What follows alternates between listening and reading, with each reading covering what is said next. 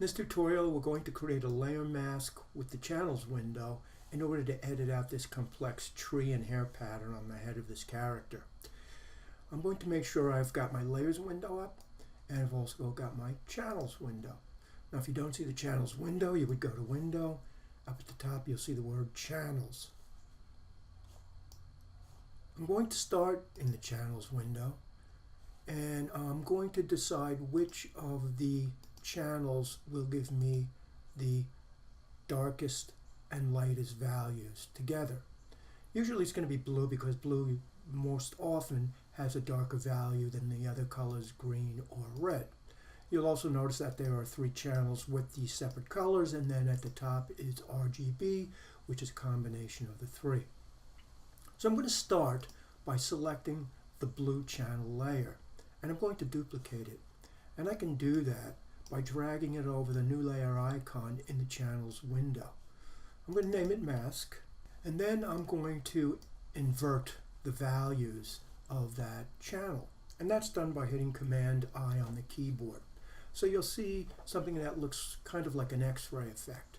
Now our objective is to make the content we want to keep, that's this tree pattern and the face and the hills, very light, and I want the background to be dark so I can drop it out and replace it with the blue sky I have underneath.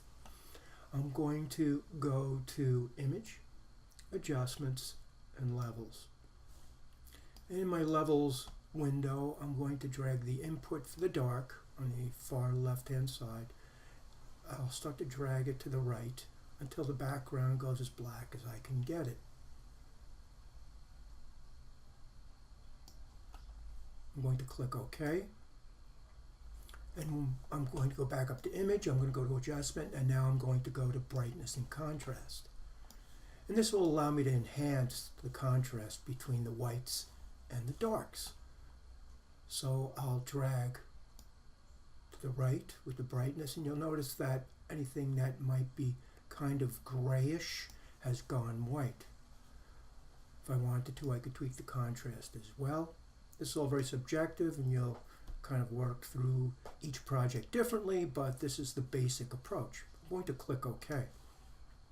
Now in order to make a mask out of this, I have to make a selection of all this, but I want to go in and I want to white out anything that has to be opaque in my original image. So I'll get my lasso tool and I'll make a selection roughly over where it's very gray still, and I'm going to fill that with white. Now I could hit D on the keyboard to get my defaults, and then depending on whether the white's on top or on the bottom, in this case it's on top, so I'll hit Option Delete, or I could use my paint bucket if I wanted to.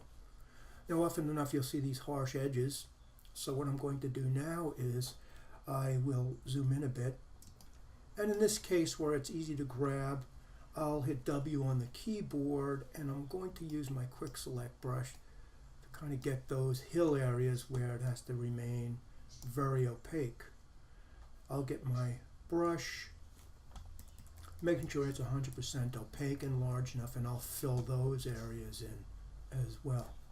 Now you might find yourself having to use a soft edge brush where this content goes into the kind of questionable area where we see the pattern that we're trying to keep, that dense tree area. So maybe I'll go up and just paint very softly so I don't get a harsh edit when I make my mask.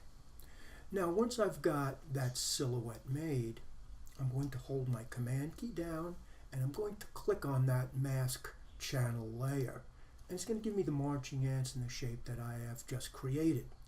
I'm now going to click on the RGB channel in the channel window, and now I'm going to return to my layers. Now if the layer is active, which it should be, I can now click on my layer mask icon, and now I have my mask. Now if I wanted to enhance this even more and I wanted more of a dramatic branch effect, I could hold down the Command key and click on the layer mask icon in the layer window, and once again I have the marching ants. I'm going to hold my Shift key down, and I'm going to go to Select, and I'm going to click on Select and Mask. And I'm going to get the Refine Edge tool from a previous version of Photoshop that for some reason is hidden in 2018. So you need to use that Shift key when you go to select and choose this feature. I'm going to go down to Shift Edge, and if I drag it to the right, it increases the parameters of that selection. If I wanted to reduce it, I could go the other way. I'm just going to bump this up pretty high to show you the effect it would give us, and then I'll click OK. So in order to kind of demonstrate what just happened, I'm going to put a new layer in my layer window.